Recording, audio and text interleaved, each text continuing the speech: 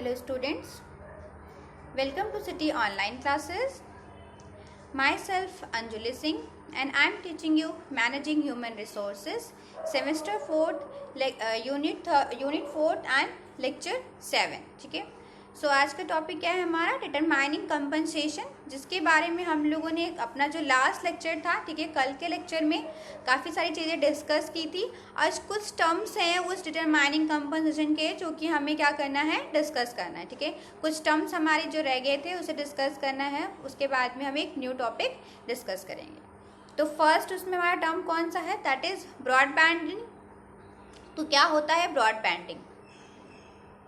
Broadbanding means combining salary grades and ranges into just few wide levels or bands, each of which contains a relatively wide range of jobs and salary levels. तो अगर हम broadbanding की बात करें तो इसमें क्या है आपका कि जो आपकी सैलरी होती है, सैलरी ग्रेड्स होती हैं, ठीक है, और जो रेंजेस होते हैं उनको क्या करते हैं, कंबाइन कर रहे होते हैं कई सारे जो लेवल्स या फिर और ब्रांड्स में, ठीक है, each of which contains a relatively wide range of job and salary levels। तो हर ग्रेड या फिर हर ग्रेड और जो हर रेंज होते हैं ना, जब उन्हें क्या कंबाइन किया जा रहा है तो उसमें ऑब्वियस सी बात है कंबाइन करने की बात हो रही है, तो एक से ज़्यादा जॉब्स होंगी, एक से ज़्यादा सैलरी के लेवल्स होंगे, उन्हें कंबाइन किया जा रहा होगा। ब्रॉडबैंडिंग का मतलब क्या हुआ, कई सारे जॉब्स को, कई सारे सैलरी लेवल्स को कंबाइन कर देना एक ग्रेड एक रेंज में। ठीक है, नेक्स्ट हम देखें तो broadbanding means different things to different people है।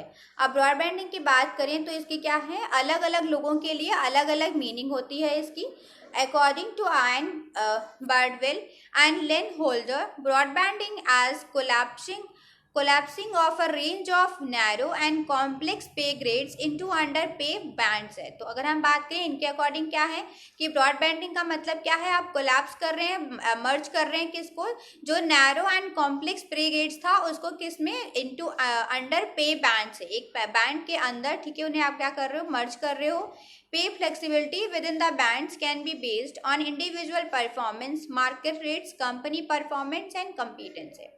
अब पे की जो फ्लेक्सिबिलिटी होती है, ठीक है, कि उसमें किस जो पे का जो पे स्केल है वो चेंज होता है किसके अकॉर्डिंग, इंडिविजुअल परफॉर्मेंस, जो एम्प्लॉई है उनके इंडिविजुअल परफॉर्मेंस के अकॉर्डिंग, जो मार्केट में रेट चल रहे होते हैं उसके अकॉर्डिंग, एंड कंपनी की परफॉर्मेंस क्या है और उसकी कम्पिटेंस क्या है उसके अकॉर्डिंग क्या है, वो चेंज हो रहे होते हैं। फर्दर हम देखें तो according to Michael Armstrong and Helen Hurris in the book Handbook of Reward Management Removal Strategy and Practice has defined broadbanding as the compression of hierarchy of pay grades or salary ranges into a small number of wide bands है। तो इनके according क्या है कि broadbanding का मतलब क्या है कि वो क्या कर रहे हैं, जो पे ग्रेड्स हैं और जो सैलरी रेंजेस हैं उनको वो कंप्रेस कर रहे हैं, कंप्रेशन कर रहे हैं उनको एक प्रॉपर हायरार्की में। Each of these bands therefore spans the pay opportunities previously covered by pay ranges। ठीक है, तो वो इससे पहले जो पे रेंजेस में जो भी पे अपॉर्चुनिटीज थी जो कवर हो रही थी उसको उन्होंने क्या कर दिया और स्पैन कर दिया और ज़्यादा कर दिया है। तो there are some variations on these bare them themes हैं।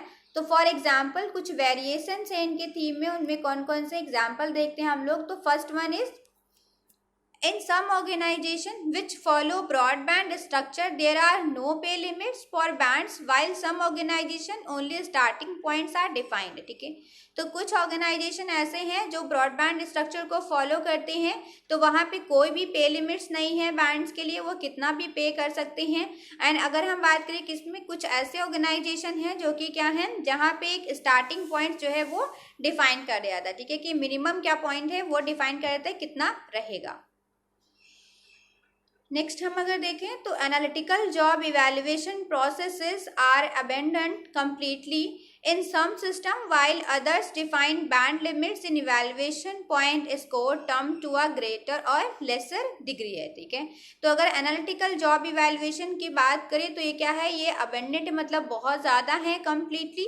एंड एक कुछ सिस्टम में क्या है कि ये जो है जो बैंड लिमिट्स हैं उन्हें एक इवैल्यूएशन पॉइंट स्कोर के अकॉर्डिंग क्या किया जाता है, लिमिट किया जाता है एंड डिफाइन किया जाता है। In some broad banding structure, there will be some zones and sub-bands within bands which define or at least provide some guidance on the pay range for different roles in the band है. तो कुछ ऐसे broad bending structure हैं जहाँ पे क्या है कि उन्होंने कुछ जोन्स बना रखे हैं, कुछ सम बैंड्स बना रखे, ठीक है, मतलब मेन बैंड के अंदर कुछ सम बैंड्स भी हैं जो कि क्या है, जो कि डिफाइन करते हैं क्या, एटलीस्ट प्रोवाइड सम, जो कि डिफाइन करते हैं और कुछ गाइडेंस प्रोवाइड करते हैं पे रेंज के लिए different roles and different band के अकॉर्डिंग. तो पे लेवल्स में बी एंटायरली मार्केट ड्राइवन और only subject to general scrutiny. In relations to market trend the emphasis might edge towards levy internally equitable rather than externally competitive और vice versa. Next देखें तो in broad banded structure the people in brand and decision on pay increase में largely be governed by internal equity consideration through a comparison between the pay of people with similar roles in job cluster to job families. The variation in broad banding are noticed because there is no blueprint for it है, ठीक है. तो यहाँ पे अगर हम बात करें जो वेरिएशंस होता है ब्रॉड बैंडिंग में वो जो है वो नोटिस्ड होता है क्योंकि यहाँ पे कोई भी ब्लूप्रिंट नहीं है इसके लिए. नेक्स्ट हम देखें एम्प्लॉय स्टॉक ऑप्शंस, ठीक है. तो एम्प्लॉय स्टॉक ऑप्शन क्या होता है हम उसके बारे में जानते हैं. So employee stock option, a form of equity compensation paid to employees are used है, ठीक है. तो बहुत सारे ऐसे फर्म हैं जो कि क्या हैं, जो कि ऐसे जो कंपनसेशन पे कर रहे होते हैं वो लोग ऐसे ऑप्शन को यूज करते हैं, ठीक है. तो to motivate employees and create a sense of ownership in them है. तो क्या है एम्प्लॉय ऑप्शन की अगर हम बात स्टॉक ऑप्शन की बात करें तो क्यों यूज किया जाता है, जो एम्प्लॉयज होते हैं उनको मोटिवेट करने के लिए एंड उनके बीच में एक ओनरशिप की जो फीलिंग है उसे जनरेट करने के लिए, ठीक है. तो to motivate employees and create a sense of ownership in them. Next हम देखें तो क्या है, तो retain and attract outside talent है. एंड जो आउटसाइड मतलब ऑर्गेनाइजेशन के बाहर बहुत सारे क्या हैं टैलेंटेड पीपल हैं, टैलेंटेड एम्प्लॉयज हैं, तो उन्हें क्या करना, उन्हें अपने ऑर्गेनाइजेशन के साइड तरफ अट्रैक्ट करने के लिए भी क्या है ये मेथड जो है वो यूज किया जाता है, ठीक है. नेक्स्ट है to reward employees for their performance. And जब क्या है कोई एम्प्लॉय बहुत अच्छा काम करता है, बहुत अच्छा कंट्रीब्यूट करता है ऑर्गेनाइजेशन के ग्रोथ में, तो उसे रिवॉर्ड करने के लिए भी क्या है कि उसके परफॉर्मेंस को रिवॉर्ड करने के लिए भी स्टॉक ऑप्शन का यूज किया जाता है. Initially stock option were synonyms with technology companies है. तो since these companies had a high rate of turnover they offered stock options to retain talented employees, ठीक है. तो क्या था कि स्टॉक ऑप्शन जो है वो क्या सिनोनिम्स था किसका, टेक्नोलॉजी कंपनीज के साथ में. तो और ये कंपनीज क्या थी, इनका जो रेट था टर्नओवर का वो बहुत ज़्यादा हाई होता है, तो इसलिए क्या है ये ऑफर करती है क्या स्टॉक ऑप्शन किसको, अपने जो टैलेंटेड एम्प्लॉयज हैं उनको रिटेन करने के लिए. Currently, many retailing business and pharmaceutical companies also give stock options to their employees है.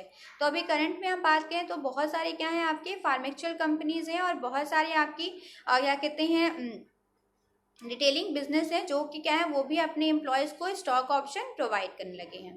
A research conducted by National Center for Employee Ownership in the US reveals that 10 million employees in the United States receive stock option and this indicates the increasing of use of stock option for compensating employees. तो time के साथ क्या है कि जो stock option है उसका use क्या है काफ़ी ज़्यादा इंक्रीज होने लगा है. Another objective of granting stock option is to create employee ownership. और बेसिकली इसका जो ऑब्जेक्टिव क्या होता है कि एम्प्लॉय के बीच में जो ओनरशिप होती है ओनरशिप की फीलिंग जनरेट करना. And from an employer's perspective, stock option create ownership as stock option are not given free and the employees buy the option at some point of time है, ठीक है. यहाँ पे क्या है ऐसा तो है नहीं कि ये फ्री में प्रोवाइड किया जा रहा होता है. तो क्या है अगर हम देखें तो कभी ना कभी उन्हें क्या करना पड़ता है, जो एम्प्लॉयज़ हैं उन्हें उसे परचेज करना पड़ता है, तो फंड ही उनसे जनरेट हो जाते हैं अगर हम देखें तो. however, employees feels that options do not create ownership because most of the options granted are call option in which employees have a right to purchase the stock but are under no obligation to do so है, ठीक है. तो क्या है यहाँ पे क्या अगर हम स्टॉक ऑप्शन की बात करें तो जो है उनको बोला जाता है एम्प्लॉयज़ को, उनको कॉल किया जाता है कि वो ऑप्शन, तो उनके पास ऑप्शन होता है कि वो परचेज कर सकते हैं स्टॉक को, बट कोई ऑब्लिगेशन नहीं होता है कि कंपलसरी नहीं है कि उन्हें परचेज करना ही करना है।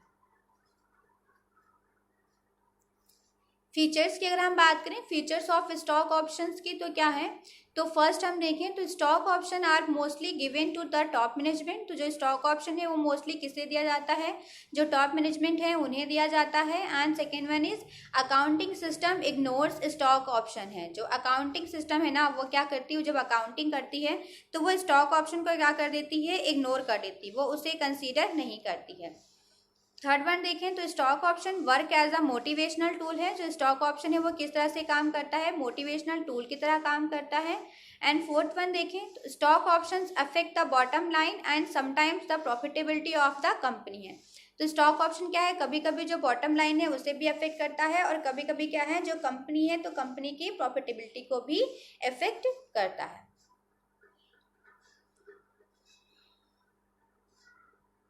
नेक्स्ट हमारा न्यू टॉपिक है आज के लेक्चर में, that is wage and salary administration है। ठीक है, तो वेज एंड, आप सबको पता होगा वेजेस क्या होती है एंड सैलरी क्या होती है, इसकी मीनिंग्स आप सबको मालूम होगी। आजकल तो हर किसी को पता होता है what is salary and what is wage. तो आज हम जानते हैं कि होता क्या है वेज एंड सैलरी एडमिनिस्ट्रेशन। ठीक है, तो इसकी मीनिंग एंड कंसेप्ट की अगर हम बात करें तो wages and salary administration is one of the vital areas of human resources management है। ठीक है, तो अगर हम बात करें कि इसकी वेजेस एंड सैलरी एडमिनिस्ट्रेशन की, तो ये क्या है, आपका एक वाइटल एरिया है किसका, ह्यूमन रिसोर्स मैनेजमेंट का।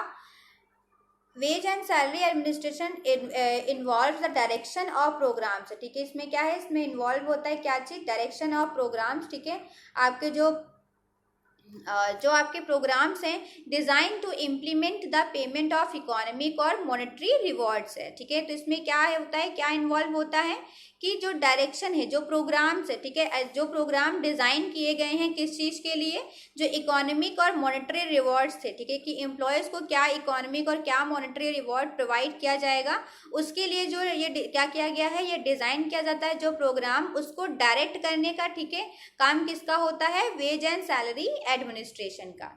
तो the main purpose of developing different types of economic और monetary financial payment programs for employees is to introduce an input-output mediator that will serve to maximize motivation to contribute to company's goals। ठीक है, तो अगर हम जो main purpose है वो क्या है, economic and monetary financial payment program, जो ये प्रोग्राम है उसको डेवलप करने का मेन पर्पस क्या है कि इंट्रोड्यूस करना क्या है, एक इनपुट एंड आउटपुट मीडिएटर। ठीक है, एक इनपुट एंड आउटपुट मीडिएटर को इंट्रोड्यूस करना जो कि क्या है, सर्व करे एक maximize motivations to contribute to companies goal है, जिससे कि क्या हो कि जो एम्प्लॉय है वो ज़्यादा से ज़्यादा क्या हो सके, मोटिवेट हो सके, ज़्यादा मोटिवेट हो सके, और वो क्या करें, ज़्यादा से ज़्यादा कंट्रीब्यूट करें किसमें, कंपनी के गोल्स को अचीव करने में। In other word such payment program are instituted है to provide inducements to individual in order that they may be encouraged to make the best use of their existing capacities है। ठीक है, तो जो ये प्रोग्राम्स होते हैं वेज एडमिनिस्ट्रेशन के जो प्रोग्राम हैं उनका जो बेसिक एम ये क्या होता है, क्योंकि अगर हम बात करें कोई भी एम्प्लॉय जो है वो सबसे ज़्यादा किससे मोटिवेट होता है, जो उसको मॉनेटरी बेनिफिट्स मिलते हैं उससे वो ज़्यादा मोटिवेट होता है। ठीक है, तो इनका यूज़ किया जाता है किस चीज़ के लिए कि एक ऐसा प्रोग्राम बनाना, एक ऐसा प्रोग्राम इस्टेब्लिश करना और फिर से इम्प्लीमेंट करना जिससे कि जो एम्प्लॉयज़ है वो ज़्यादा से ज़्यादा एनकरेज हो सके और वो अपने बेस्ट कैपेसिटी का यूज़ करें किस चीज़ के लिए, जो बिजनेस है उसको और ज़्यादा अच्छा बनाने के लिए, जो बिजनेस है उसको और ज़्यादा ग्रोथ करने के लिए, उसको और ज़्यादा ग्रो करने के लिए। तो wage and salary administration in the words of Dale Yoder involves the selection, development and direction of programs design to implement compensation और incentive policy through financial rewards है। तो डेल योडर के अकॉर्डिंग क्या है वेज एंड सैलरी एडमिनिस्ट्रेशन, वो क्या है कि सिलेक्शन और डेवलपमेंट एंड डायरेक्शन प्रोग्राम, मतलब जो प्रोग्राम से उसको सिलेक्ट करना, उसे डेवलप करना, फिर उसे डायरेक्ट करना। ठीक है, किस चीज़ के लिए, ताकि जो है एक प्रॉपर इंसेंटिव पॉलिसी, एक अच्छा फाइनेंशियल रिवॉर्ड जो है वो मिल सके किसको, एम्प्लॉय को। In wage and salary administration, managers translate selected policy into a wide range of compensation programs। तो जो आपका वेज एंड सैलरी एडमिनिस्ट्रेशन है उसमें क्या है, जो मैनेजर्स हैं वो क्या कर देते हैं, जो पॉलिसी होती है सिलेक्टेड पॉलिसी उसको ट्रांसलेट कर देते हैं कंपनसेशन प्रोग्राम में, एक अच्छे कंपनसेशन प्रोग्राम में। From the simplest hourly wage or monthly salary to much more complex incentive wage plans and combination of wages and employees benefit and services। तो means क्या होता है कि इसमें जो एडमिनिस्ट्रेशन होते हैं ना, वो एक सिंपल सा जो सैलरी होती है ना, उसको डिज़ाइन करके एक इतना अच्छा, एक इतना अट्रैक्टिव पैकेज की तरह बना देते हैं ना, इसमें इतने सारे बेनिफिट्स ऐड कर देते हैं, इंसेंटिव्स ऐड कर देते हैं, जिससे कि जो क्या है, जो एम्प्लॉयज़ को बहुत सारे बेनिफिट्स भी मिल सकें। मतलब बहुत सारी चीज़ों को सिर्फ और सिर्फ मॉनेटरी बेनिफिट्स के ना दे करके बहुत सारी चीज़ों को क्या करना, उसमें कंबाइन कर देना, बहुत सारी उन्हें सर्विसेज प्रोवाइड कर देना और भी डिफरेंट तरह के बेनिफिट्स प्रोवाइड कर देना उसी सैलरी के स्ट्रक्चर में, जिससे क्या है, जो एम्प्लॉय है वो बहुत ज़्यादा मोटिवेट हो जाता है, बहुत ज़्यादा क्या किया जाता है, अट्रैक्ट हो जाता है वो किसके साइड, ऑर्गेनाइजेशन के साइड। ठीक है। क्लासिफिकेशन ऑफ वेजेस की अगर हम बात करें तो the committee on fair wages explain its report 3 concept of wages है। उन्होंने कुछ 3 कंसेप्ट दिए किसके, वेजेस के। First one is fair wages assuring equal pay for equal work है, and second one is minimum wage to improve the standard of living of people who live below the poverty line है। Third क्या था, living wage assuring maintenance of living standard in a locality. तो अभी हम क्या है, ये तीनों टर्म जो है वो डिटेल में देखेंगे क्या है। तो फर्स्ट वन इज क्या है, फेयर वेज। फेयर वेज की अगर हम बात करें तो what ever the terms minimum wage and living veg may mean one of the most important and persistent demand of labor in the present day is for the guarantee of a fair wage which is reflected in the slogan equal pay for equal work है। ठीक है। Fair veg की बात करते हैं अगर, तो क्या हो, मतलब कि सबका क्या है, फेयर पेमेंट किया जाए, मतलब जितना वो अगर एफर्ट कर रहे हैं तो उसे इक्वल एफर्ट करे। ठीक है। अगर कोई एम्प्लॉय इक्वल एफर्ट कर रहा है, मतलब अगर जिस तरह का एम्प्लॉय एफर्ट करे, जितना ज़्यादा वो मेहनत कर रहा हो, उसके मेहनत के अकॉर्डिंग, उसके हार्ड वर्क के अकॉर्डिंग उसको पेमेंट किया जाए। ठीक है। तो it's the wage equal to the amount of money, ठीक है, receive by employees performing equal work demanding equal skill and equal difficulty. अब अगर 4 एम्प्लॉय हैं, वो उनके पास इक्वल स्किल है, ठीक है, इक्वल क्वालिफिकेशन है और वो इक्वल वर्क परफॉर्म कर रहे हैं, बट उनके जो वेज स्ट्रक्चर है वो क्या होंगे, वो डिफरेंट हो। किसी एम्प्लॉय को ज़्यादा पे किया जा रहा हो और किसी एम्प्लॉय को क्या किया जा रहा हो, कम पे किया जा रहा हो। तो क्या है, यहाँ पे क्या फेयर वेजेस हो रही है, नहीं हो रही है।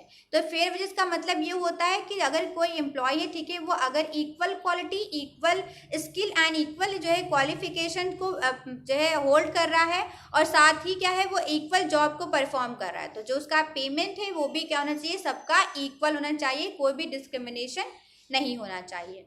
So equal work is to be considered not only in the same job but also work in similar and comparable jobs है। तो अगर हम इक्वल वर्क की बात करें तो इसको हम कंसीडर कर सकते हैं कि ना कि सिर्फ और सिर्फ सेम जॉब, बट बल्कि और क्या है कि जो कंपेरेबल जॉब्स हैं उनकी भी इसमें बात की जा रही है। To understand move in simple sense, fair wage is the rate of compensation current for similar workers in the same area or industry है। ठीक है। तो यहाँ पे क्या है, अगर हम सिंपल बात करें, सिंपल सेंस में अगर हम फेयर वेजेस की बात कर रहे हो तो क्या है, इसका मतलब है कि ऐसे पीपल्स, ऐसे वर्कर जो कि सिमिलर एरिया या फिर सिमिलर इंडस्ट्री में काम कर रहे हैं और सेम पोजीशन पे काम कर रहे हैं, ठीक है, सेम वर्क परफॉर्म कर रहे हैं, तो उन्हें जो कंपनसेशन है वो भी सेम मिलना चाहिए। In a wider sense, fair wage is the predominant rate available for similar jobs and occupation throughout the country or in all industries है। नेक्स्ट जो टर्म है हमारा क्या है, दैट इज मिनिमम वेज। तो मिनिमम वेज की बात करें तो क्या होता है,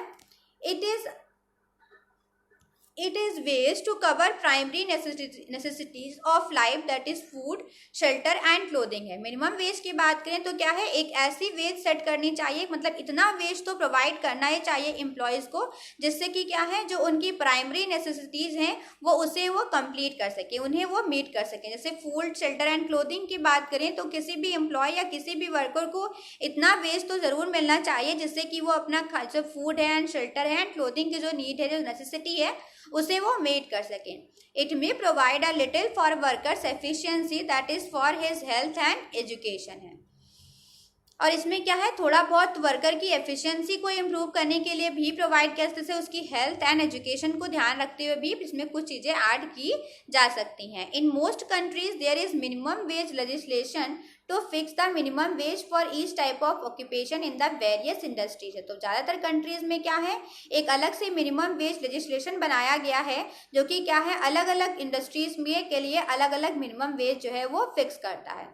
The statutory minimum wage fixation removes the evils of switching and exploitation of labor and tries to improve standard of living of the workers who are not getting too low wages and whose living conditions are deplorable है। तो अगर हम बात करें तो statutory minimum wage fixation जो है उसका जो मेन पर्पस था वो क्या करना था कि जो लेबर्स का एक्सप्लॉयटेशन हो रहा था उसको रिमूव करना और क्या करना, जो वर्कर्स हैं उनकी स्टैंडर्ड ऑफ लिविंग को और ज़्यादा इम्प्रूव करना।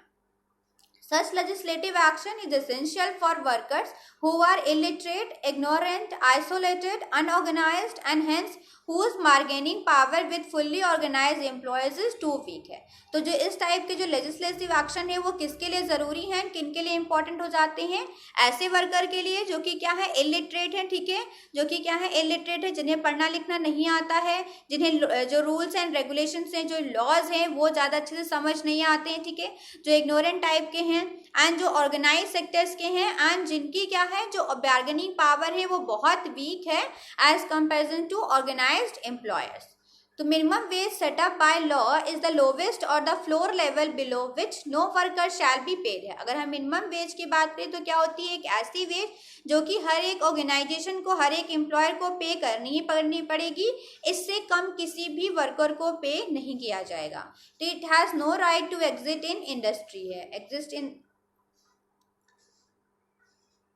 फिर हम बात करते हैं थर्ड टर्म, दैट इज हमारा क्या है, लिविंग वेज। तो लिविंग वेज क्या है, it is a wage which can offer an employee incentive to work and to produce enough in quantity without sacrificing quality so that the payment of such a wage is justifiable by the industry है। तो ये क्या एक veg है जो कि क्या करता है, ऑफर करता है एम्प्लॉय को, एक इंसेंटिव है, इंसेंटिव इसमें ऑफर किए जाते हैं to work and produce enough, मतलब आप क्या है, एक इनफ क्वांटिटी प्रोड्यूस करिए और उसके साथ बिना क्वालिटी को सैक्रिफाई किए, मतलब क्वालिटी में कोई कमी नहीं आनी चाहिए।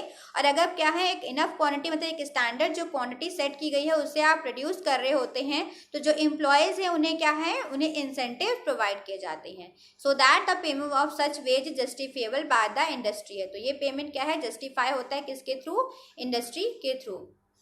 सो स्टूडेंट्स, आज के लेक्चर में हम लोगों ने क्या क्या चीज़ें डिस्कस की, हमारा जो ब्रॉडबैंडिंग था उसे डिस्कस किया, स्टॉक ऑप्शन को डिस्कस किया एंड साथ में जो वेज एंड क्या था, वेज एडमिनिस्ट्रेशन को भी डिस्कस किया।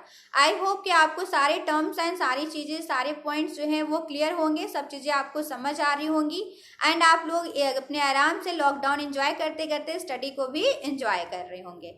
ऐसे ही पढ़ाई करते रहिए और अच्छे से अपना लॉकडाउन एंजॉय करते रहिए। Thank you.